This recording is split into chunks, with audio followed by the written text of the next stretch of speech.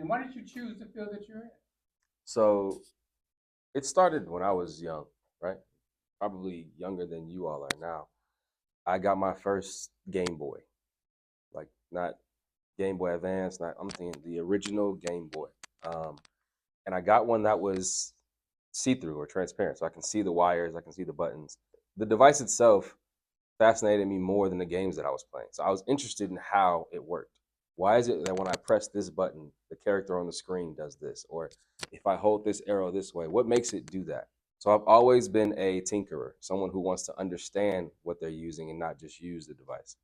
So from there, my passion for electronics, electrical engineering, mathematics, all of that just started to grow. I was good at math in high school. I knew for a long time that I wanted to be an engineer. Me landing into cybersecurity was something that kind of came to me.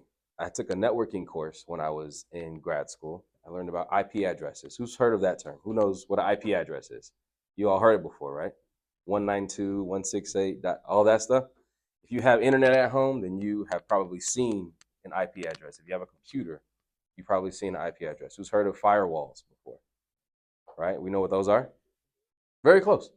So a firewall is like, think of like a bouncer at a club. If you aren't allowed inside, the bouncer or the firewall will say, no, you can't come in. And just like how those IP addresses traverse the internet through the network, the firewall blocks certain IP addresses from getting onto your network.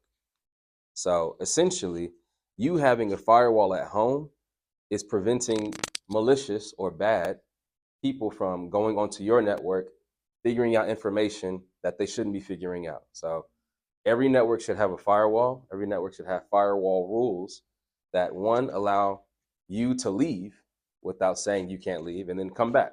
So there are certain things that you want allowed in and certain things that you don't. So that's the importance of firewall. And I say all this to say that is kind of how I grew this passion for cybersecurity. And then, as I was saying earlier, just understanding how it goes beyond my job.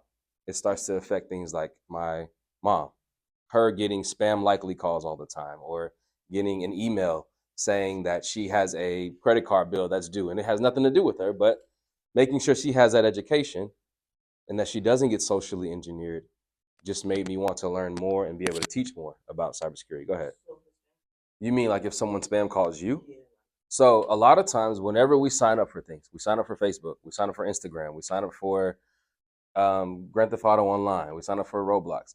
That long document that says sign here that you never read, those 16 pages, 20 pages that you just kind of scroll through and then hit the check button at the bottom, it's probably a line on there saying that the information you give us, we are going to share with other people. And with adults, it's more things like you want to sign up for this free $25 gift card. But once you give us your email address and your number, we're going to pass it to as many people as possible. Just know you might get some promotional calls. And that's where these spam likelies come from because we consent to giving our information by scrolling through, hitting the checkbox so that we can get what we want, which is playing the game or getting the gift card or whatever the case may be. It's us giving our permission to say these spam callers can call me. So that is how spam likely calls get your phone numbers because we're giving them access by clicking the checkbox, signing our name so that we can get the prize, but we're giving away a lot of our information, our permissions, and things like that. Our information gets sold all the time. That's why sometimes when we're talking about a topic and then we look on our phone or we scroll on Instagram, and now the thing we just talked about pops up as an ad. Instagram can and that's you giving permissions on your phone. If you ever opened up an app and it says, do you want to share your location with this app? If you hit accept, now the app knows where you are all the time. They can pinpoint your location all the time. And it actually asks you, do you want to share your videos? Do you want to share your photos? If you hit yes, now the app has access to all of the photos in your phone. So you have to be very careful when it comes to permissions. All these things can be changed in the settings on your phone. Okay, you can turn that off. But if you don't know that it's on, you won't know, right? You never know who's listening. You never know who's watching. You never know who is, again, giving your information to people so that you are getting these spam likely calls, text messages from people saying hi, hoping that you respond so that they can then fish you even more for more information. If you ever received a text message that said hi, or hey friend, leave it alone. All that is social engineering. People who don't know you and are trying to trick you and for you to say, oh, I wonder who this person is. And the moment you say, I don't know you, they'll say, well, we can get to know each other. And that is easy trap. Don't fall for it. So y'all play video games, right? Like we're all gamers. What is an account? What's a game that you guys have an account on? Like I keep saying Roblox, but I don't know if y'all play Roblox or not. Y'all have Roblox accounts? Yes, no, maybe. Y'all have Robux? Is that something that people use in Roblox? So you said no, but you know what Robux are, right? You can use money to purchase in-game cash, and you use in-game cash to buy clothes, swag, right? There is a recent scam going around where people are socially engineering folks your age into letting them get access to their account so that they can take your Robux. You said it happened to you? Oh, yeah. So, but that's what I'm saying. That is extremely relatable to you. And this is what I do in my career, but it affects the things that you're doing right now, right? You have to be careful and make sure that you don't get socially engineered. Someone's trying to say, if you give me your password and your email, I can give you these Robux. As soon as you give them the password changes, email changes. Now you can't access it. And then what they do is create group accounts so that they can sell your Robux to other people.